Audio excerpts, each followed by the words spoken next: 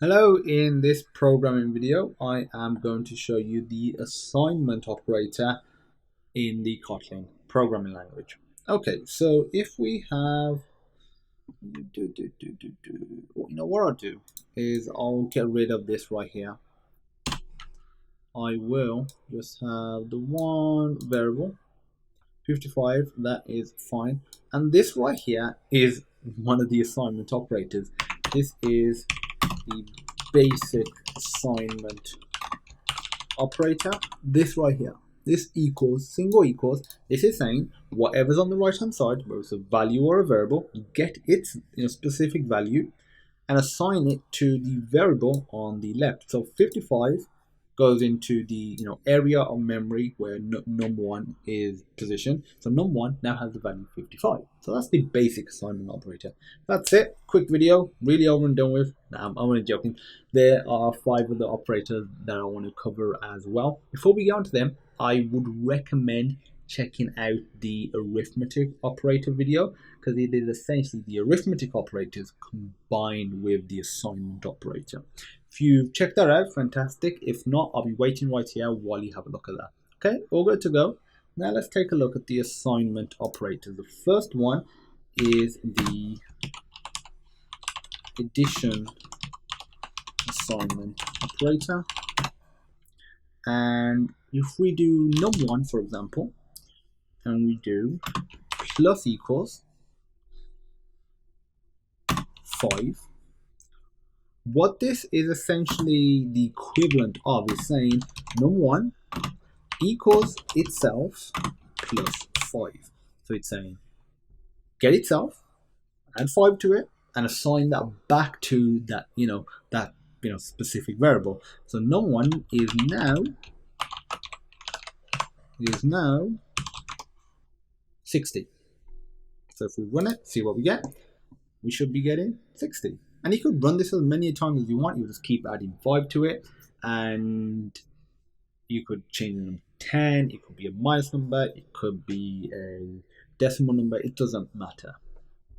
Okay, so what I'm going to do is assign num1 back equals 55 again. The only reason what's this saying? Yeah, that's fine. The reason I'm changing it back is it'll get sort of confusing to track what the number is, because it's going to keep using the same variable. The next operator, and I'm sure if you've watched the arithmetic operator video, you should be able to guess not only what it is, how we actually use it, is the subtraction assignment operator, and it's minus equals. So this just takes away 5 from the current number. It's the equivalent of writing this, and this is valid code. You could write it in this format if you want. And now if we run it, num1 is 55, then it gets taken down to 50. So that's the subtraction assignment operator. Let me show you the multiplication assignment operator. So multiplication assignment operator, you just replace the minus with a times. It's the same thing as saying num1 equals itself times by 5. And now if we run it, 55 times by 5 is 275, and that should be the result of the last print line, 275. So that's the multiplication assignment operator. Like I say, you could do this multiple times. So if I did it again before the print line, it does 55 times by 5, which is 275, and that gets assigned to num1. Then it does num1 times by 5 again and reassigns it to itself, which is 275 times by 5, which is what, 200 times by 5 is 1000, 70 times by 5 is 350, 5 times by 5 is 25, so it's what, 1375 the last one will be. There we go, fantastic stuff. I'll get rid of this, but you can do it as many times as you want. You can mix and match these as well. As an extra task, I recommend doing that, mixing and matching them, and see how that goes.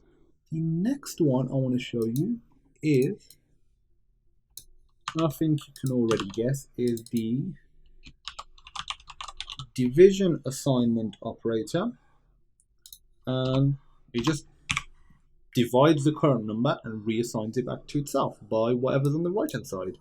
So it's the same thing as doing like so, and this will get us 11. 55 divided by 5 is 11. And now the last one I'm going to show you is the modulus assignment operator.